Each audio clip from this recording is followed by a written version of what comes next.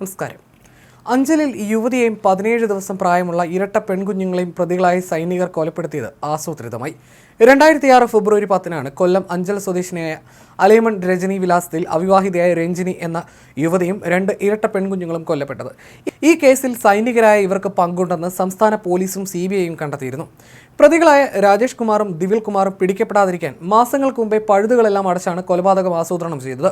ദിവിൽ Kumar 2006 March 14 വരെ അവധിയിലായിരുന്നു. എന്നാൽ അവധി റദ്ദ് ചെയ്യുന്നതായി സ്വമേധയാ എഴുതിക്കൊടുത്ത് ഇയാൾ കൊലപാതകം നടന്ന ഫെബ്രുവരി 10-ന് രാവിലെ ജോലിയിൽ തിരികെ പ്രവേശിക്കുകയായിരുന്നു.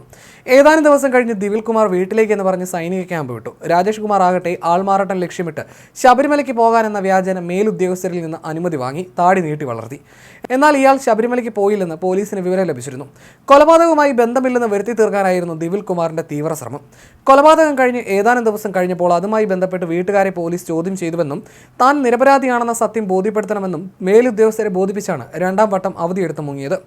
ഈ യാത്രയിൽ ഒപ്പം വന്ന സൈനികന്റെ കണ്ണുവെട്ടിച്ച് ദിവിൽ കുമാർ ഡൽഹിയിൽ വെച്ച് കടന്നു കളഞ്ഞു. അതിനിടെ ട്രെയിനിൽ വെച്ച് പരിചയപ്പെട്ട താടി വെച്ച ഒരാളോട് യുവതിയുടെ ശല്യം ഒഴിവാക്കി തരണമെന്ന് പറഞ്ഞെന്നും എന്നാൽ അയാൾ കൊലപാതകം നടത്തുമെന്ന് അറിഞ്ഞില്ലെന്നും ചില സുഹൃത്തുക്കളോട് പറഞ്ഞതായി പോലീസിന് വിവരം കിട്ടിയിരുന്നു. ആ ഘട്ടത്തിലും രാജേഷ് കുമാറിന്റെ പേര് ദിവിൽ പറഞ്ഞിരുന്നില്ല. ട്രെയിനിൽ വെച്ച് ദിവിൽ കുമാർ പരിചയപ്പെട്ട ആൾ വാടക കൊലയാളി ആയിരിക്കാമെന്ന സംശയത്തിലായിരുന്നു പോലീസ്.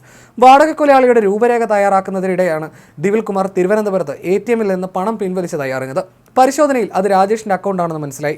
സുഹൃത്തിന്റെ കാർഡ് ഉപയോഗിച്ച് ദിവിൽ പണം പിൻവലിച്ചതായിരിക്കുമെന്നാണ് പോലീസ് കരുതിയത്. എന്നാൽ കൊലപാതകത്തിന് 3 ദിവസം മുൻപ് ആയൂരിൽ നിന്നും തളിപ്പറമ്പിൽ നിന്നും ഇതേ അക്കൗണ്ടിൽ നിന്നും പണം പിൻവലിച്ചതായി കണ്ടെത്തി.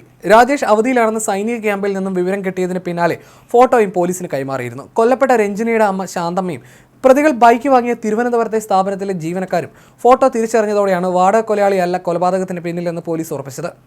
പിന്നീട് മഹാരാഷ്ട്രയിലെ നാസിക്കിലെ ATM കൗണ്ടറിൽ നിന്ന് ഫെബ്രുവരി 19-ന് പണം പിൻവലിച്ചതായി പോലീസിന് വിവരം കിട്ടി.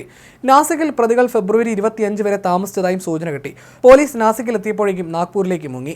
പിന്നീട് പലവട്ടം പോലീസിനെ കബളിപ്പിച്ച് ഒരു സംസ്ഥാനത്ത് നിന്ന് മറ്റൊരു സംസ്ഥാനത്തേക്ക് അവർ കടന്നു.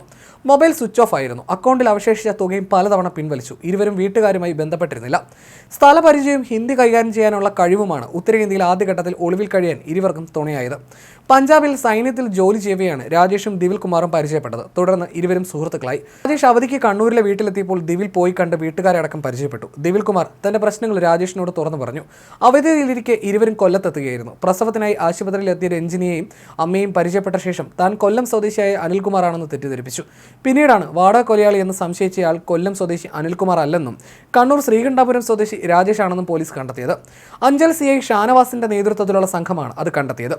കൊല്ലപ്പെട്ട രഞ്ജിനിയും അയൽക്കാരനായ ദിവിൽ കുമാറും പ്രണയത്തിലായിരുന്നു. അവിവാഹിതയായ രഞ്ജിനിയെ ഗർഭിണിയാക്കിയ ശേഷം ദിവിൽ കുമാർ നാടുവിട്ടു. ദിവിൽ കുമാർ പിതൃത്വം അംഗീകരിക്കാൻ തയ്യാറായിരുന്നില്ല. പിന്നീട് രഞ്ജിനിയെ പ്രസവത്തിനായി ആശുപത്രിയിൽ പ്രവേശിപ്പിച്ച സമയത്ത് ദിവിലിന്റെ സുഹൃത്തായ രാജേഷ് അവരെ അവിടെ സഹായിക്കാനെത്തി. കുടുംബത്തിന്റെ വിശ്വാസം രാജേഷ് നേടിയെടുത്തു. ആശുപത്രിയിൽ ചെലവടക്കം എല്ലാ കാര്യങ്ങളും അയാളാണ് നോക്കിയിരുന്നത്. മറ്റാരുടെ മുന്നിൽ പ്രത്യക്ഷപ്പെടാതെയാണ് അയാൾ നടന്നിരുന്നത്. രഞ്ജിനി ഇരട്ടക്കുട്ടികളെ പ്രസവിച്ച ശേഷം ഡിസ്ചാർജായി വീട്ടിൽ വന്നു. സംഭവം നടന്ന ദിവസം രാജേഷ് വീട്ടിലെത്തി. ഈ സമയം രഞ്ജിനിയുടെ അമ്മ പഞ്ചായത്ത് ഓഫീസിൽ പോവുകയായിരുന്നു. രാജേഷ് വന്നതുകൊണ്ട് സംസാരിച്ചു നിന്ന അവരെ അയാൾ നിർബന്ധിച്ച് ജോലിക്ക് പറഞ്ഞയച്ചു. അതിനുശേഷമാണ് രഞ്ജിനിയും കുട്ടികളെയും കൊന്നതെന്ന് അയൽവാസിയും കോൺഗ്രസ് നേതാവുമായ ജ്യോതികുമാർ ചാമക്കാല പറഞ്ഞു. സംഭവത്തിന് പിന്നാലെ ഇരുവരും ഒളിവിൽ പോവുകയായിരുന്നു. ഈ കേസിൽ സൈനികരായ ഇവർക്ക് പങ്കുണ്ടെന്ന് സംസ്ഥാന പോലീസും CBIയും കണ്ടെത്തിയിരുന്നു. പത്താൻകോട്ട് യൂണിറ്റിലായിരുന്നു ഇരുവരും ജോലി ചെയ്തിരുന്നത്.